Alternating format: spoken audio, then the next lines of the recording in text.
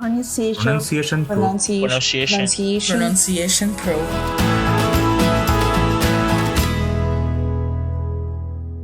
Hello and welcome to the Pronunciation Pro podcast. My name is Annie Rudin, and today I'm really excited about the topic we're going to dive in today because I believe it truly makes a huge difference in the way that you show up in the world, and especially the way that you show up in English. Okay, so we're going to talk about your worth or your value. So these two words are synonymous. They are pretty much the same, can be used interchangeably. So the definition is basically of worth is the level at which someone or something deserves to be valued or rated. Okay. And consider value. The definition of value is, or one of the definitions of value is to consider someone or something to be important or beneficial or have a high opinion of them. Okay. So we're going to talk about your worth and your value. Okay. So, but first, we're going to do a little object lesson. So I'm here. If you're watching on YouTube, you can see this $20 bill. And if you're listening to this, just imagine I'm holding a very crisp, nice $20 bill. All right. So we have this $20 bill. And and $20 US dollars can probably get you, I guess right now, like a meal, a good meal. It can buy, it can buy a number of things. So I kind of wish I had a $100 bill because it's more valuable and kind of gives the impression a little bit more. So, but we're going to go with the 20 because this is what I had in my purse. Okay, so I have this $20 bill. So if I crumple it up, okay, and I step on it, or even if I tear it a little bit, maybe I spread some dirt all over it, okay, does it lose its value or its worth? Okay, of course, it does not. Of course it doesn't, okay? It can still buy us a really good meal. It still has the same value, whether it's a crisp, clean, perfect looking $20 bill or whether it's been sitting in the mud for the day, okay, or a week or a month, okay? It is still worth $20. So what if I told you that we often treat ourselves like this crumpled up bill, believing that our worth is diminished by our mistakes, our struggles, or the judgments of other people, that somehow all these other external things are influencing the value of ourselves. Okay, today we're going to unpack a very powerful truth. Your worth or your value is not something that you earn. It's something that you already have. And your worth is priceless. Okay. And when we truly understand that, it changes the way that you show up in the world. It changes the way you treat yourself. It changes the way that we treat and see other people. And yes, it even changes the way that you speak English. And I'll give a really good case for that today. So what we're going to do right now is we're going to clear out the mental clutter. Okay, so imagine you have this closet. Okay, this is why the body and mind connection matter. Is it doesn't matter how well you know English and how many words or vocabulary or grammar or pronunciation, how much you train that and teach that. If your mind is still cluttered, if there's a lot of junk in the brain, things that are not serving us, then that English is not going to come out clearly. You're going to freeze up. You're going to, kind of panic in certain situations, or you're going to let external things control your ability to speak English clearly and confidently. Okay, but we want to take back our personal power, and we want to be in control of how fluent our English is, okay, how fluent your communication is. So let's clear out the mental clutter today.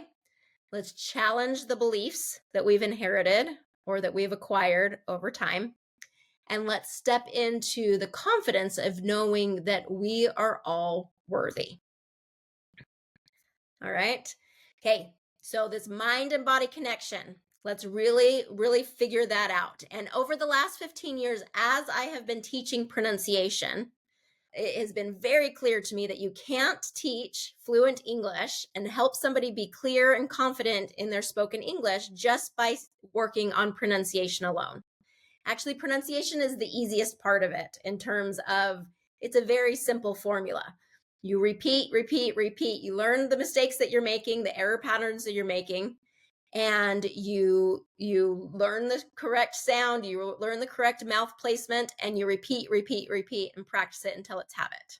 Okay. And, I know that it's it can be more challenging than that, but it is simple. Okay. And it does take consistency, but it is simple. The mind can be a little bit more complex. And so that's why I talk so much about the mindset, is because it can cause such a bigger barrier to us than even the pronunciation side. Okay, so let's unpack this. So think about your brain as a really messy closet. All right, we're going to clean out that closet. That's how we deconstruct as adults. We've inherited certain belief systems. We've acquired certain belief systems. We've had experiences that have changed the way we see ourselves. And we have to unpack this as an adult. I think it's our job. It's our responsibility. We can't blame our parents anymore. We can't blame society. I mean, we have that option, but it's not going to get you anywhere. It's going to keep you a victim of your circumstances. And we want to be empowered. We want to feel like we can do something, and you can do something. Okay. So this topic of remembering our worth, it came up this morning when I was teaching my children. I have 5 boys. And during breakfast, I like to give a little devotional, kind of do a little spiritual teaching in the morning. And this morning, I was talking to them about the scripture that says, remember, the worth of souls is great in the sight of God. And I was teaching this to my children, that they have an inherent worth, that their worth, and they just inherited it because they're children of God. They have this inherent worth. And in many ways, in our lives and in their lives, we evaluate each other based on talents, our appearance, our education, maybe our nationality, our gender. We compare each other, and we kind of establish a worth system. Like, this person's more worthy than this other person because of these accomplishments or these characteristics that they have. But in the sight of God, we are all equal. Okay, remember, the worth of souls is great in the sight of God. And so I don't think that you have to believe, in my specific God or my specific religion, whether it's Allah, Buddha, Christ, whatever, your higher self, whatever it is that there is an inherent value that we have as human beings. And if we can come from a state of we have inherent worth, and that worth is priceless, it can change everything. And I like to teach my children this because I want them to believe from a young age that they have that worth, because the way they show up in the world, it changes. Whether they feel like they're worthless, they're going to act worthless. If they feel like they are worthy of all the good things and they really understand their value in the world, that their value is priceless, absolutely priceless, then they're going to show up different. They're going to show up in a higher way. And that's what I want for you. Okay. So I'm going to go through 3 different truths that go along with your value or your worth today. And I want you, these are 3 truths that I see when it comes to our worth. And as you're doing this, I want you to see if it stirs up anything for you. And if it does, if you kind of feel that activation in your body of like, I'm not sure if I believe that, or that rings true to me, then it's kind of a test for ourselves that there's some kind of clutter in our mental closet that may need to be reframed, that we may need to take out that trash that's not serving us, that mindset or those ways of thinking that are not serving us, and replace it with things that are going to serve you better. Okay. Truth number 1, my worth doesn't come from my accomplishments. So when you say that to yourself, my worth doesn't come from my accomplishments, how does that feel to you? Did you grow up with more of the thinking that you have to achieve X, Y, and Z in order to feel worthy or feel that you are worth something or you have that value? Okay, culturally, I know this is a big thing. I've talked to some of my Asian students who say, accomplishments were everything. If you didn't get the test scores, if you didn't, do all of these things, then you were seen as not as valuable. All right. Or you were told you didn't have as much value. And so those are things that we inherit, right? Those mindsets that we inherit. And you can keep thinking that, you can keep doing that, but is it serving you? Is it helping you become the best version of yourself? Okay, truth number 2. My worth is something I need to find within myself, not from others. My worth is something I need to find within myself and not from others. So it's really, really difficult to not try and get our worth from other people, to be able to not need that external validation or someone else to say you're pretty enough or you're smart enough or your English is good enough, or to get those compliments in order for us to feel good about ourselves. Okay? To feel good about ourselves, that has to be an internal thing. Otherwise, we don't have that personal power. We're going to be trying to get it from other people. And if we don't get it from other people, then it affects us, right? But if it comes from within, then that's going to change how we see ourselves. And that's going to allow us to be more grounded and more solid in ourselves and in our confidence. Okay, there's a quote called by Rupi Kaur.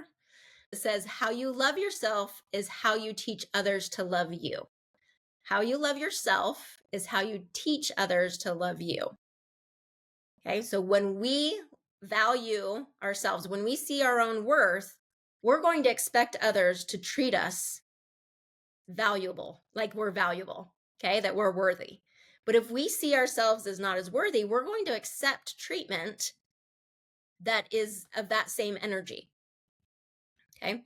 Eleanor Roosevelt, the wife of Theodore Roosevelt, who was one of the presidents of the United States, she said, no one can make you feel inferior without your consent.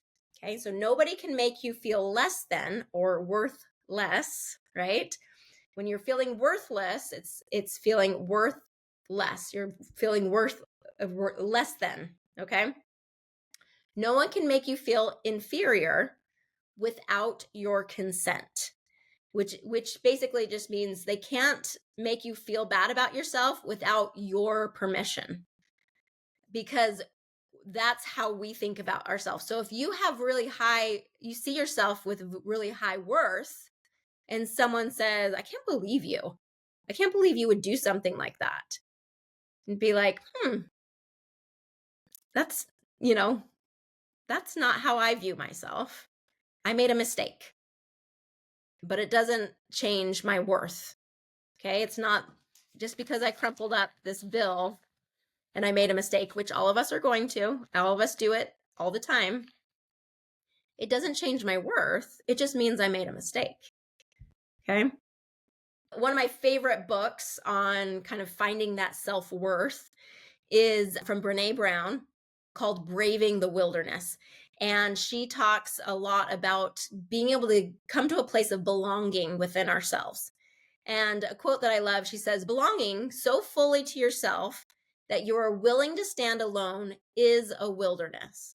So it just kind of, wilderness is synonymous with just being alone in the wild. Okay. An untamed, unpredictable place of solitude and searching. It is the place of true belonging, and it's the bravest, most sacred place you will ever stand. Okay, being able to stand alone and willing to stand alone in your own wilderness. When you belong to yourself, you can belong anywhere because you feel that groundedness within yourself, that I am worthy, I am good, I have value. I'm going to make mistakes and I'm going to probably fall short of what I really want to be, but that doesn't change my value. Okay, so how do we do this? How do we create that belonging, that centered feeling good about ourselves? Well, we clean out the closet, right? We're doing it right now. We seek out and reframe the stories, the thoughts, the beliefs that we are holding on to that are just not serving us anymore. And when you identify something that's like, ooh, I can see that that's affecting the way that I see myself and my worth. I'm feeling shame about something. That's where we need to do the work. That's where we need to reframe. Okay. Your value doesn't decrease based on someone else's inability to see your worth. Okay. So when we're talking about validation, your value doesn't go down based on someone else not being able to see your value. Okay. Other people are going to judge the way they're going to judge. But just because they can't see our worth doesn't mean that we're not worthy. All right. So what we have to do is our brain, if our brain is kind of in a place of like, I'm not valuable, I'm not worthy enough. And that I'm not enough, or my English isn't good enough, I'm not going to be good enough, I'm not going to do well, they're judging me, it's not okay to make mistakes. Those are the signs that there's that innate value or worth is maybe not as solid as it could be. Okay. So how did we kind of get to that place of not feeling valuable or worthy? Well, we have gathered evidence. We've gathered evidence in our life that's like, see, I did this poorly, so therefore I don't have worth. Or you've gathered stories, you've kind of gathered that evidence to make a case that I am not enough or my value is not that high. Okay. So you've done, if that's kind of the main story that you've gathered, then your value or your worth is going to feel very low. All right. So what we have to do is we have to start choosing to gather evidence that supports the other side. Well, I am valuable. Okay. And if you're like, it's hard to believe, well, it's like, well, I am valuable because, and you can say, you know what? Just because I'm a child of God, because I matter, my voice matters, I have important perspective. There's nobody else like me in this world. I have important perspective. I have interesting insight. I know you can gather valuable. You can be like, I'm a good friend. I do this well, and I do this well, and I do this well. Okay. And really gather all the evidence to support this. That's how we build up ourselves instead of needing to look for validation from others. It's like, okay, this is why I believe that I'm worthy or worth more. Okay. Okay. Truth number 3. My worth is not to be compared with others. My worth is not to be compared with others. All right. So this is a very important part with value and worth. It's not a comparison game. I can be very worth a lot. Okay. I can be very valuable. Let's just say it that way. And everyone else can be very valuable as well. That we are never any better or worse than other people. We are equals. That is an important distinction, because if we start doing the comparison game, there's always going to be a winner and a loser. And that doesn't play out when it comes to our worth. Okay. It doesn't mean we're arrogant, right? Arrogance is putting ourselves above others. Self-confidence is just saying, I'm confident in my ability and everyone else's ability. Okay. I can do it, and so can everybody else if they're willing to try, or if they're willing to see it. Okay. So we're not going to compare ourselves. Our brains want so badly for us to compare ourselves. That's how our brains are wired. It's wired for survival. It's wired for us to put ourselves in a pecking order. So a pecking order, I was explaining this to a student this week, kind of chicken pecking order, that like the biggest rooster or the biggest chicken is going to kind of bully or pick on the little one, the smaller ones, and then those smaller ones are going to pick on the ones that are even smaller. Okay, so that's called the pecking order. But we are not going to participate in that pecking order. We are going to see ourselves and others as equals, because that is where true strength comes. Okay, so confidence, it's not walking into a room and thinking that you're better than everyone else. That's arrogance, right? It's walking in knowing that you don't have to compare yourself to anyone, right? It's just, that is where confidence is really going to come in, is when you walk in, you say, you know what? I don't even have to compare. There's no comparison that's going to happen in my brain. And we're going to stop that comparison and that pattern of comparison in our thinking. Okay. So those 3 truths I want to leave with you today. My worth doesn't come from my accomplishments. My worth is something I need to find within myself, not from others. And my worth is not to be compared with others. Okay, that comparison, that quote, comparison is the thief of joy. I love that, because it really can take away so much joy in knowing that we are worthwhile. We are valuable. Okay, everyone has innate value and worth. And when we treat ourselves in that way and we treat others, it makes our world a better place. Does that mean that we're going to get complacent? That we're going to just kind of not try very hard to do anything or to grow or to be better? No, that's just human nature. We want to grow. We want to improve. We want to keep trying. But at least we're coming from a place of wholeness instead of lacking. That we're coming from a place of being ahead of the game instead of trying to always catch up from behind. That catch up from behind energy, it doesn't serve us. So why does this matter? Well, how do we show up in English when you believe that your worth is valuable? Well, let's ask this. How do you show up in English when we believe we're worthless, or we're less than the native speakers that are in the room? Or we kind of see ourselves as not as worthy or not enough when we go into a situation where we go to speak English? Well, it's going to make you a lot more nervous. It's going to cause your brain to freeze. It's going to cause you to want to run away or stay silent. And we're not going to do that anymore. Your time for staying silent is over. Okay, your voice matters. It is important. So I want you to kind of use this little hack or this little trick or tip when you're in different situations. Okay, when you walk into a room full of native English speakers, I want you to remember your worth. And even if you say that phrase, remember your worth.